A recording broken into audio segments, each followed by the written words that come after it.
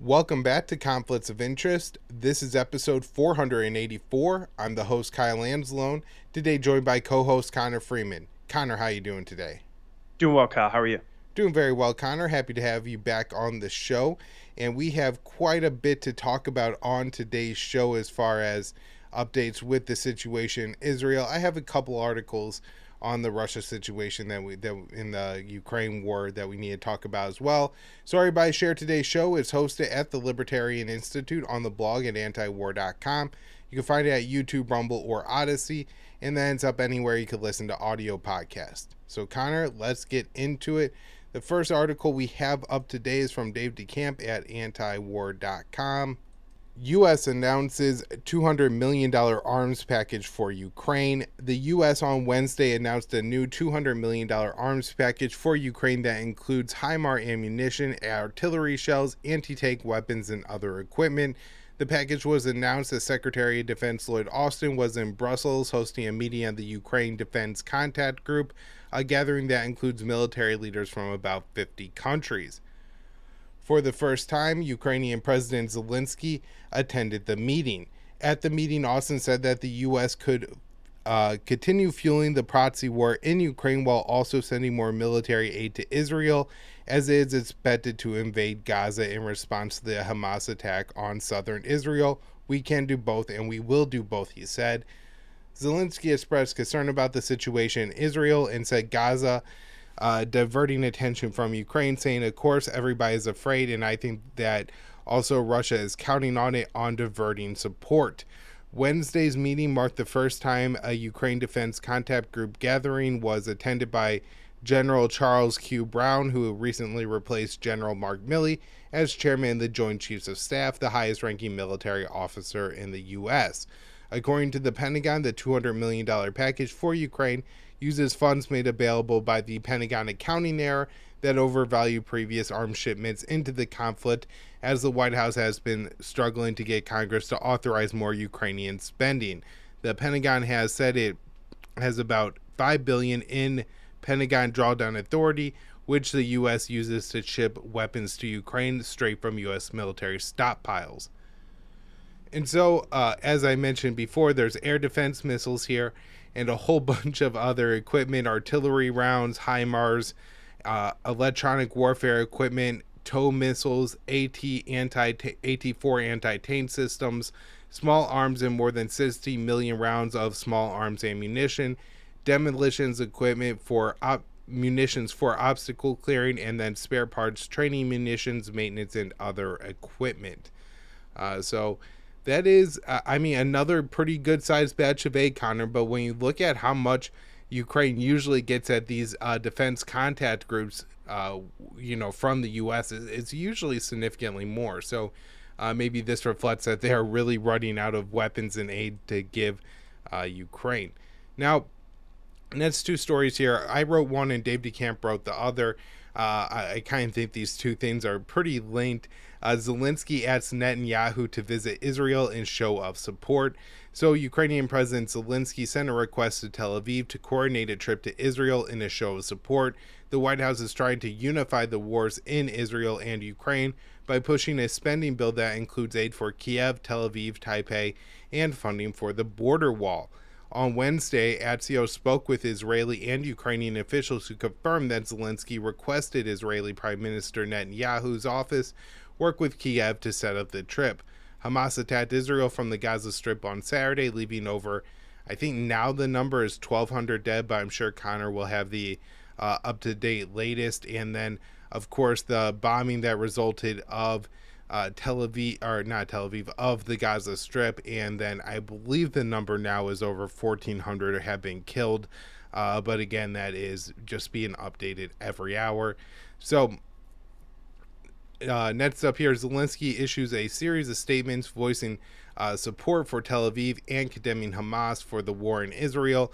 Tel Aviv has resisted pressure from Washington to give more support to Kiev in its 20-month-long war against Russia. In the first month of the war, the former Israeli Prime Minister Naftali Bennett used Tel Aviv's relationship with Kiev and Moscow to host negotiations that nearly ended the war until the White House scuttled the diplomacy. And it's also important to mention that in those talks is where Putin agreed not to carry out an assassination attempt against Zelensky. So NBC News reported that the Biden administration officials confirmed they were holding private meetings with Congress about introducing a new spending bill that links aid to Ukraine, Israel, Taiwan, and funds the U.S. border security. The legislation will additionally provide the Pentagon with funding to restock U.S. arms depots depleted by weapons transfers to Kiev. The White House has been pushing Congress to pass a $24 billion aid package to Ukraine that includes $17 billion in security assistance. The Biden administration is also considering a $100 billion package for Kiev that is meant to provide aid to Ukraine that runs through the 2024 election. A small group of House Republicans have pledged not to vote for any additional funding for Kiev. Those legislators prevented a House vote from passing Ukraine aid in a bill that funded the U.S. government, and then they also ousted the Speaker of the House over it. It appears that the Biden administration is trying to break that commitment, as most of those representatives have voiced strong support for border security, Israel, and Taiwan. And so, Connor, nothing like a way to rally support for a war than by just adding more wars into it, right? So, maybe you're a little hesitant about the war in Ukraine, but then you're probably likely to support the war in Israel and the war against China. And so we'll rally, all this together along with the border security. And there's not a Democrat or Republican. There might be a couple. I imagine Thomas Massie might vote against it. I'm not sure, how strongly Matt Gaetz feels about his commitment. But I think for the most part, this is going to have broad support in both the House and the Senate. Very disappointing. And the Washington Post, I love this. The Washington Post, that this is in Dave DeCamp's article, reported that on Monday that the White House planned to link aid to Ukraine and Israel in an effort to jam the far right. And so they know that these people are all out in their support for Israel, and this will be enough to get that passed. Connor, I can't imagine how massive this is going to be if they want $100 billion for Ukraine. I imagine at least a couple $1 billion per year for Israel, probably tens of billions of dollars for Taiwan. I mean, we might be looking at $150 billion here. So something absolutely massive. But let me hand this over to you. I feel like we're kind of bridging between the Russia to Israel subject now, and the White House, I think, linking those wars together in Zelensky's visit to Israel, if that occurs. I mean, I guess there is a possibility that Netanyahu says no. Maybe the security is actually hard to manage or something like that. There has been some interference with some Israeli airports.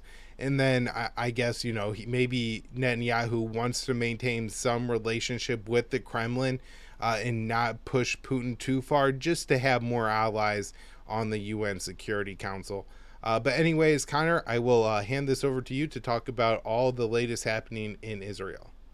Yeah, and sure, to your point about bundling the aid for Taipei and Tel Aviv and Kiev, it reminds me of that piece, speaking of the Washington Post from last year, that Josh Rogan wrote, where he says, but basically, speaking for the neoconservatives, he's one of Bill Kristol's proteges, said, basically, it's, I hate Russia and China so much.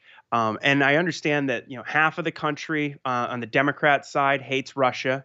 And then on the right, they hate China, but they don't hate Russia as much. And it's kind of the same thing for the Democrats. I think that's a mistaken notion, certainly about the Democrats, but which is pretty obvious. But that's generally how, I guess, the public, maybe, if you gauge the citizenry, the constituents, that's largely the reality of the sentiments.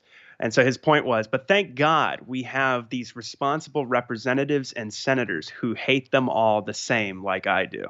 So effectively saying, no matter what, the policies that the neoconservatives want are what will be pursued and authorized, and all the funding will be provided for all these different wars that the neocons want, because that's how completely corrupt and awful our government is, especially in the legislature, these people who are supposed to be representing us. And speaking of that, here's Senator Lindsey Graham calling for genocide in Gaza. So he's Senator Graham. This is from Dave DeCamp at antiwar.com on October 11th. This is from yesterday. Graham says we are in a religious war, calls to level Gaza. So Senator Lindsey Graham, the Republican from South Carolina, on Tuesday declared that, quote, we're in a religious war, and called for Israel to level the Gaza Strip, home to over 2 million Palestinian Muslims and Christians, including about 1 million children. He says, we're in a religious war here. I am with Israel. Do whatever the hell you have to do to defend yourself. Level the place, Graham said on Fox News.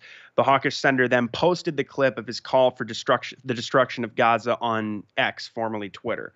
And since Hamas launched its attack on southern Israel, Graham has been leading the charge in the U.S., calling for major escalations. On Monday, he said the U.S. should bomb Iran if Hamas kills Israelis that it has captured and brought into Gaza. And of course, Hamas has said that if the airstrikes on civilians and civilians' homes do not stop, they will begin killing hostages and documenting the killings.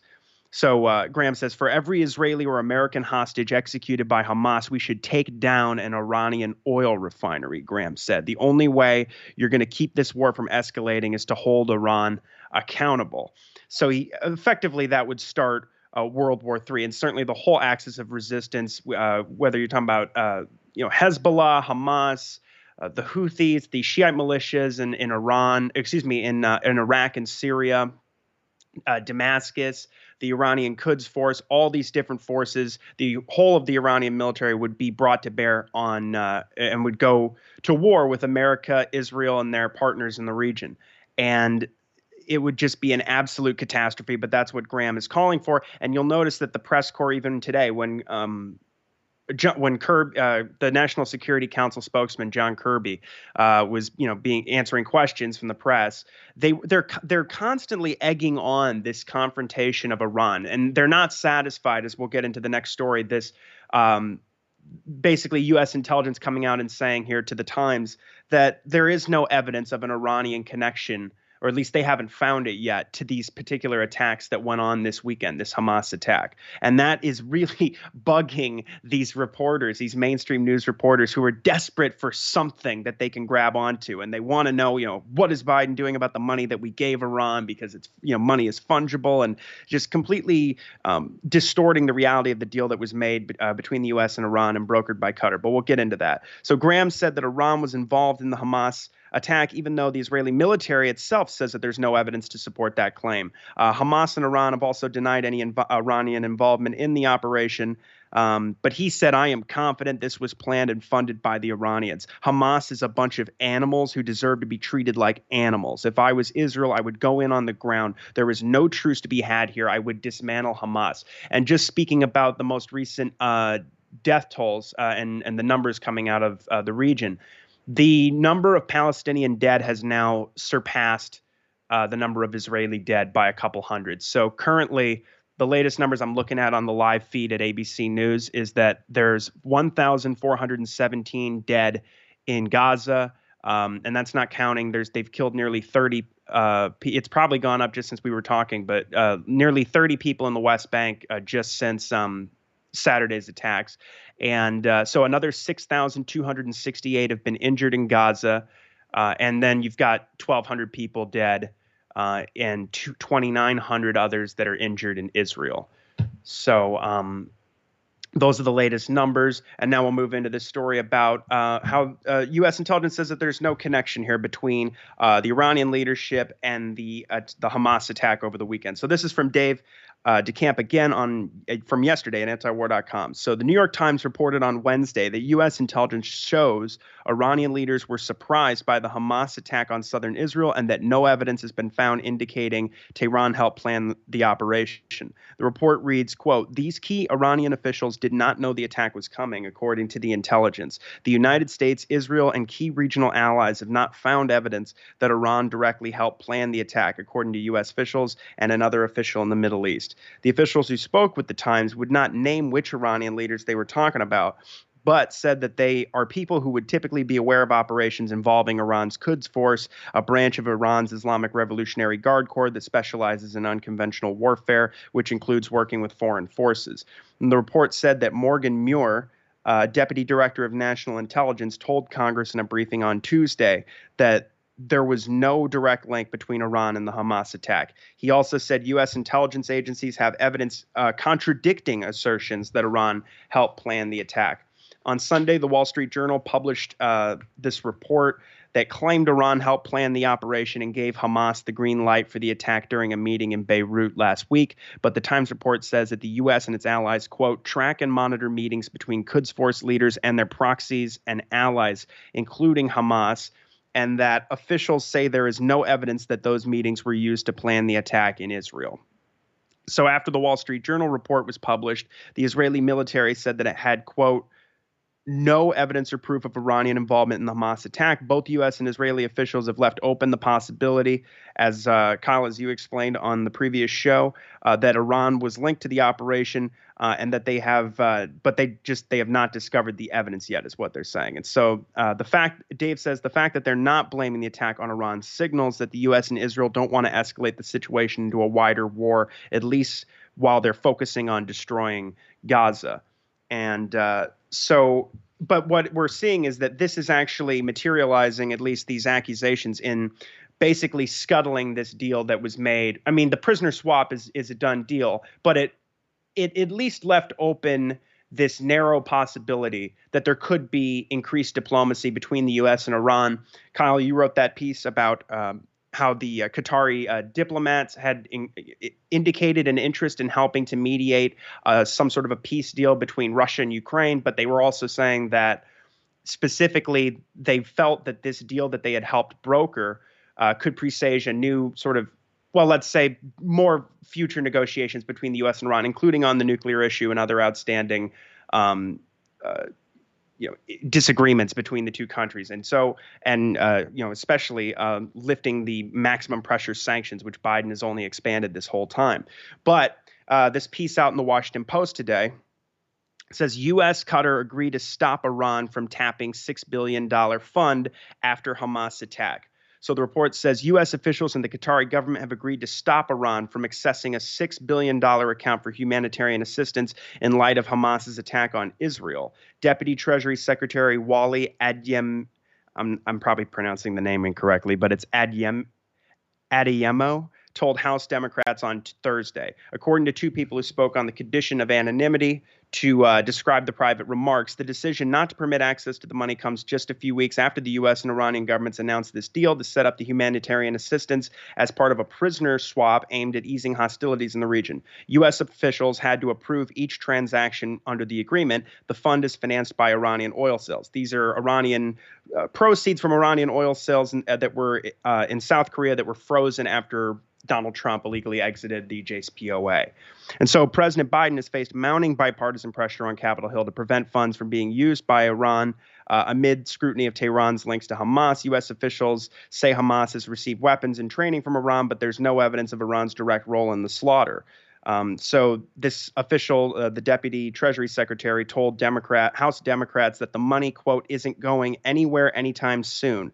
And this money was only supposed to be spent on food and medicine for the Iranian people.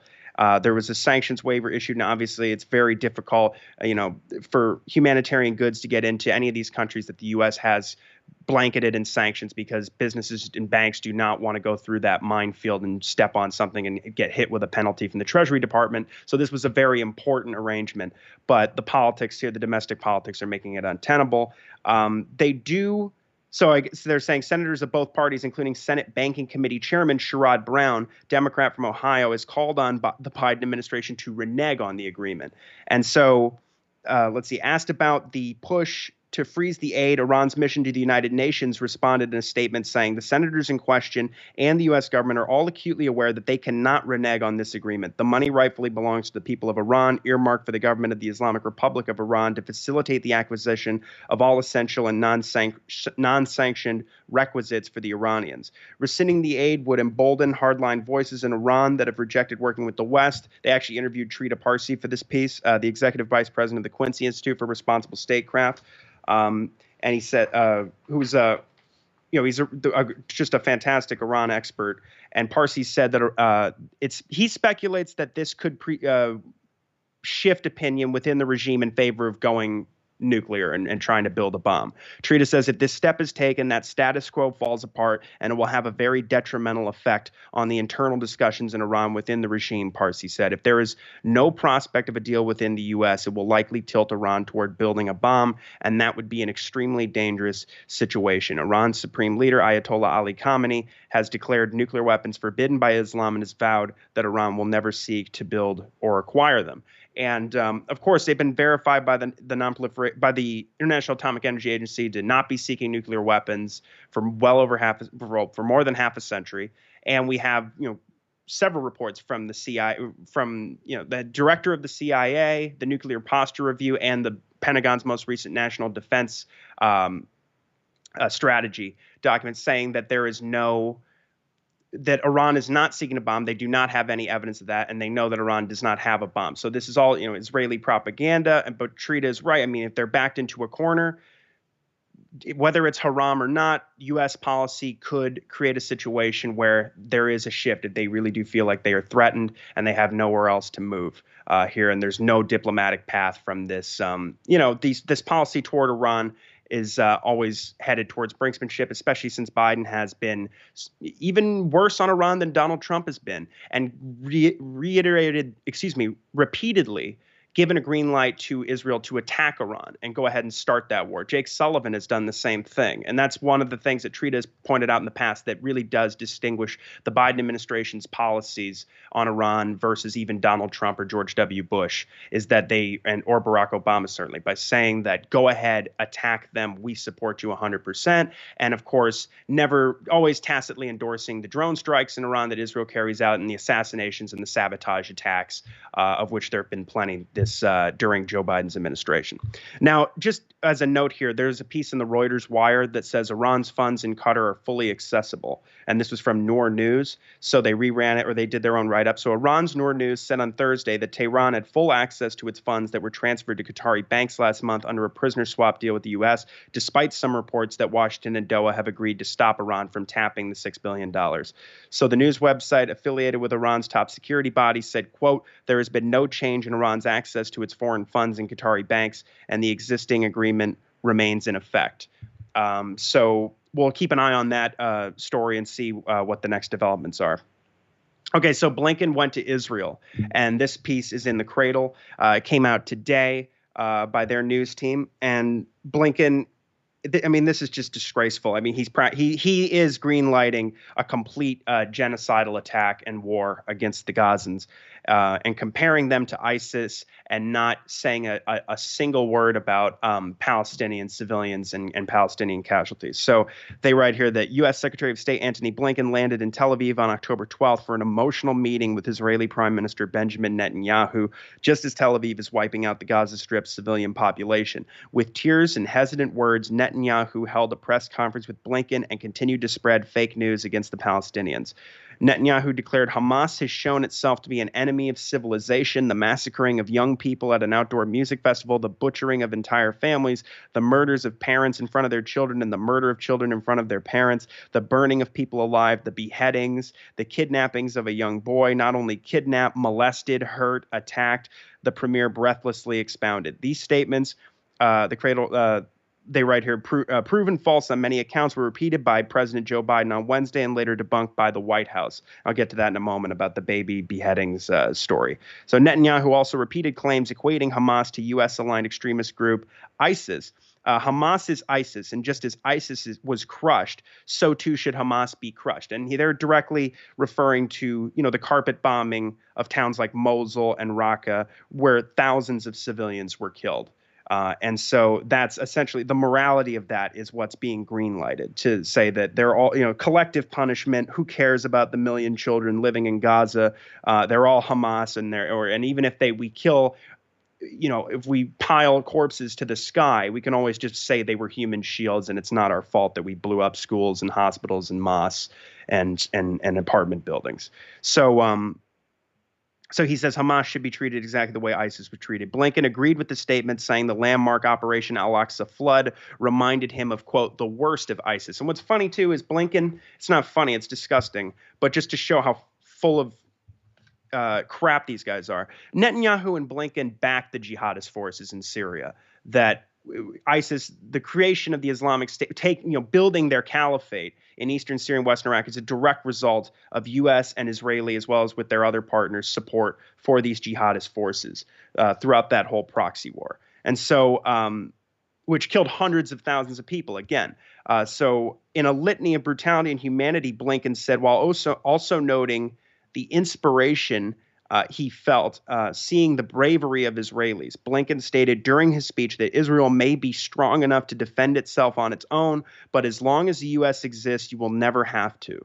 He mentioned the deployment of multiple U.S. warships in that aircraft carrier strike group to the Eastern Mediterranean and an increase, of the U.S. presence in the region for the sake of helping the Israelis on their side of the war. Neither official said a word about Palestinians being bombed nonstop in Gaza. And Netanyahu has posted videos of just the leveling of buildings and apartment buildings in Gaza. I mean, he's proud of it. The IDF has been putting out this footage as well of just buildings being absolutely destroyed. And they're being run on these major news networks where they're making the case for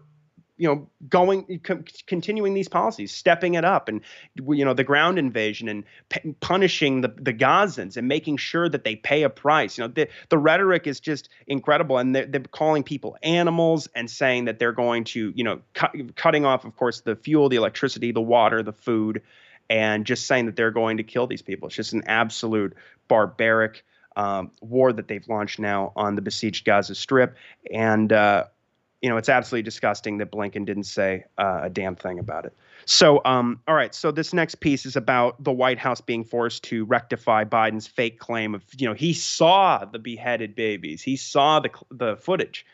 So this is, again, the White House on October 11th was forced to backtrack a statement made by U.S. President Joe Biden earlier in the day in which he claimed to have seen, quote, confirmed pictures of Palestinian militants beheading children in Israel. Later in the evening on Wednesday, a national security official told NPR that Biden was, quote, referring to media reports when he made that remark.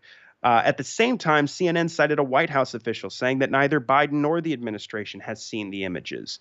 The outrageous claim was started by Nicole Zedek, a reporter for Israeli broadcaster I-24 News, who on Tuesday claimed that an army commander had told her that 40 dead babies had been found in the Kfar Aza kibbutz or settlement, some of which have been, quote, beheaded by terrorists.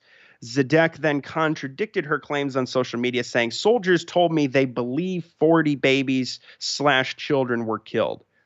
The Israeli army says it cannot confirm Zedek's allegations, but has stressed, quote, you can assume it happened and believe the report. So that's very reassuring. And since the start of Operation Al-Aqsa Flood on Saturday, headlines in the West have been inundated with fake news about the actions of Palestinian resistance fighters who breached the separation wall from Gaza to confront soldiers and settlers that have occupied their homeland for more than 75 years. And so, of course, the headlines are just incredible. Savages behead babies and massacre, the UK Sun said on its front page, despite the complete lack of verification. Hamas cut the throat of babies in the massacre, said the Times, while the Telegraph quoted an Israeli commander as saying they chopped the heads off women and children, but adding that it could not verify the claim.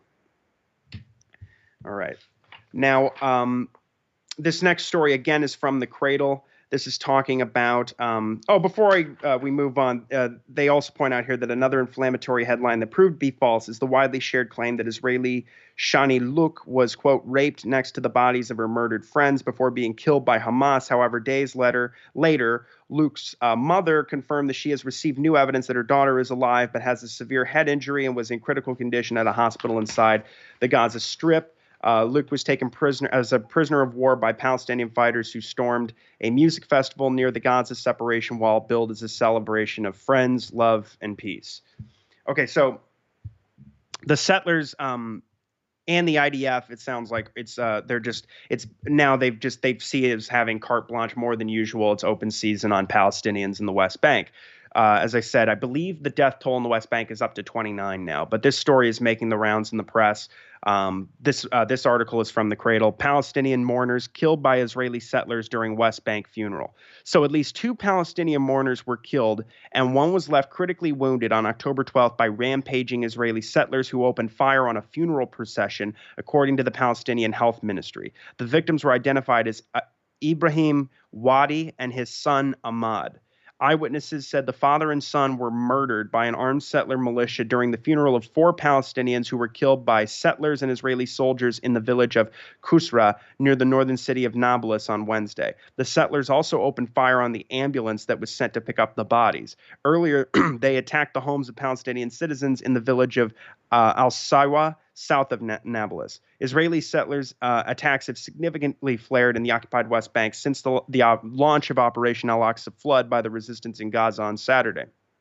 So the Israeli army has also enforced a complete closure of the West Bank since October 7th, as cities have been completely cut off from each other with checkpoints and road blockades established across the occupied territories. Hours before the deadly shooting on Thursday, the Israeli army launched a mass arrest campaign in Hebron, Bethlehem, Jenin, Tokarem, Nablus, Jericho, Ramallah, Qaqila, and Jerusalem, rounding up at least 55 Palestinians, including previously released prisoners. Over 200 Palestinians have been arrested in the West Bank by Israel since the start of the war with Gaza. At least 25 have been killed during the same period of time. Oh, this was at the time of the article. And speaking to the Middle East Eye, Palestinian journalist Ihab al-Alami said that Israeli soldiers have also been opening fire on funeral processions and are harassing citizens day and night. Palestinians in the occupied West Bank have been confronting Israeli troops for the past week in solidarity with the resistance in Gaza. And of course, I mean, people are acting like history just started on Saturday, but as we've been covering, the death toll was already well over 200 that Israeli forces and settlers had killed in the West Bank and East Jerusalem especially, but also Gaza. I mean, there was a bombing campaign against Gaza that killed 36 people, including some children, in May. And it's just, I mean, as you said, this is the one time that the Israel-Palestine issue is in the top headlines right now, and it's only because the Israelis were victims. Why? Really, it's just because Israel was attacked. It's okay. I mean, as I said, there's no interest in covering the absolute barbaric nature of the apartheid regime and the butchering of people in Gaza, which happens on a regular basis. So this next story. The war, again, is expanding. Israel is bombing Syria, and they've completely put out of service now both the Aleppo International Airport and the Damascus International Airport. So this is from Dave DeCamp, again from today at antiwar.com. Israeli airstrikes cripple Syria's 2 main airports. So on Thursday, Israeli airstrikes hit Syria's 2 international airports in Damascus and Aleppo, putting them both out of service, Syria's Sanan news agency has reported. The Israeli enemy carried out an air aggression on the 2 international airports of Damascus and Aleppo, taking them out of service, according to a military source, the Sanaa report said. The source added that the shelling of the 2 airports occurred simultaneously at 1:50 p.m. local time this afternoon and caused material damage to the airstrips, which resulted in being out of service, the report added. The UK-based Syrian Observatory for Human Rights also reported simultaneous Israeli airstrikes on the Damascus and Aleppo airports. So far, no casualties have been reported in the attack. The airstrikes come amid Israel's bombardment of Gaza in the wake of the Hamas attack on southern Israel. A day earlier, Israel reported shelling from Syria and said it hit launch sites in the country with artillery. But Israeli airstrikes on Syria are common, and Thursday's bombing is not necessarily related to recent escalations. The attack marks at least the 26th time that Israeli warplanes bombed Syria this year. Now, Israel claims that its bombing campaigns in Syria are part of an operation against Iran and Hezbollah, but the airstrikes often kill Syrians and hit civilian infrastructure. Syria's airports became a common target of Israeli warplanes, including in the wake of a devastating earthquake that hit Turkey and northwest Syria in February. Israeli airstrikes on the Aleppo airport after the earthquake cut off aid deliveries into the city.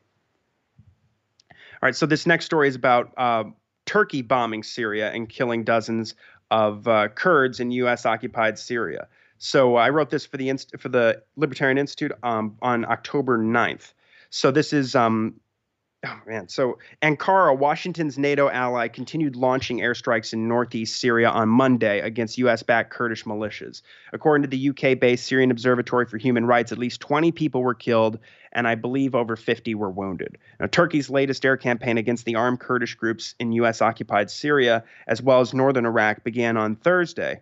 It was precipitated by a recent suicide bombing, which targeted, this is last Thursday, It was precipitated by a recent suicide bombing, which targeted the Turkish Interior Ministry. The Kurdistan Workers' Party claimed credit for the PKK, claimed credit for the attack. Both Ankara and Washington have deemed the PKK to be a terrorist organization. Now, Turkey insists that the suicide bombers entered the country by way of Syria, although the Syrian Democratic Forces, the SDF, deny that that is the case. The SDF, Washington's proxy, and its years-long illegal occupation of roughly a third of Syria is dominated by the Kurdish YPG, which Ankara sees as an ancillary to the PKK. The U.S. has about 900 troops in northeast Syria, controlling most of the country's oil and wheat resources as an extension of Washington's economic war against Damascus. And so additionally, thousands of Turkish troops are occupying areas in northern Syria. Monday strikes hit an SDF training center in Al-Malikiya, a small city in the northern countryside of Al-Hasaka province. The SDF stated a number of our forces were killed and others wounded. On Friday, Ankara claimed to have bombed 30 sites in Syria by the PKK, used by the PKK, and nearly 60 Kurdish militants were killed in overnight assaults on Saturday, last Saturday, for people who are listening this weekend, according to Turkey's defense ministry. Now, last week, Turkish Foreign Minister Hakan Fidan declared that, quote, all infrastructure, superstructure, and energy facilities that belong to the PKK and the YPG, especially in Iraq and Syria, are legitimate targets of our security forces, armed forces, and intelligence units from now on. And those are the many of the facilities that are being targeted. So on Thursday, an American F-16 shot down a Turkish drone operating near U.S. forces. While Turkey and the U.S. are at odds over the SDF, both sides ultimately played down the incident, with the Pentagon saying they did not believe the drone was targeting U.S. troops. Ankara blamed the NATO-on-NATO clash on a miscommunication in the, quote, deconflicting mechanism. And this comes as Arab tribesmen living in U.S.-occupied territory are revolting against Kurdish rule. This has led to fighting which saw more than 100 people killed and thousands displaced during recent months. Some analysts have argued that the ethnic tensions boiling over into a guerrilla war may render the U.S. occupation untenable. And so Washington maintains that its unwanted presence in Syria is aimed at ensuring the lasting defeat of the Islamic State, but the Islamic State took over large swaths of eastern Syria and western Iraq, as I mentioned earlier, as a result of the failed regime change operation, which saw the CIA, Turkey, Israel, Saudi Arabia, Qatar, and other U.S. allies arming and funding rebel groups, including al-Qaeda affiliates. The proxy war killed hundreds of thousands, but failed in its attempt to overthrow the Syrian government. The terrorist group has been all but destroyed by Damascus with its Russian and Iranian allies. All right, so this next last piece for today. The White House has, after months now, acknowledged that there was a coup in Niger, which means that they have to, under U.S. law, they have to cut U.S. military assistance with the government there. So, and also the other part of this story is that French military forces, after Paris had been refusing for months, they're now pulling out their, their diplomatic staff and their armed forces, of which there are well over 1,000. So Washington formally declared, and I wrote this again for the Institute on October 10th. So Washington formally declared that the July 26 ouster of Nigerian President Mohamed Bazoum and the subsequent establishment of a military junta in Niamey was a coup d'etat. They made this announcement on Tuesday. So the junta, called the National Council for the Safeguard of the Homeland, is led by General Abdulrahmani Chikani, and per U.S. law, the designation means U.S. will indefinitely cut off all military assistance, including counterterrorism and training missions. Senior White House officials told reporters that the decision comes after Washington had exhausted all other options to, quote, preserve the constitutional order in the West African nation. Quote, any resumption of U.S. assistance will require action to usher in democratic governance in a quick and credible time frame, State Department spokesman Matthew Miller said. Kathleen Fitzgibbon, the American ambassador, remains in the country and is in communication with the CNSP regarding U.S. staff protection and logistical issues. That's the acronym for the military junta.